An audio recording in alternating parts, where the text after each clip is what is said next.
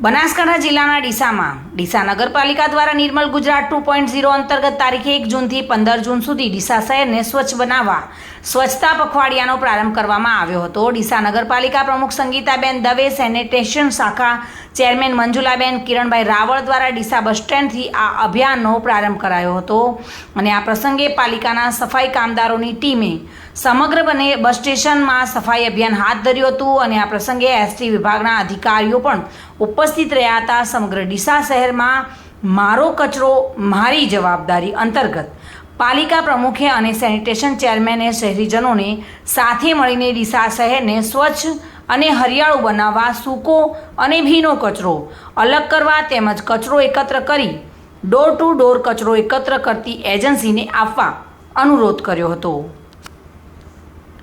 ચિરાગ શ્રીમાળી સાથે bureau report, today Gujarati news.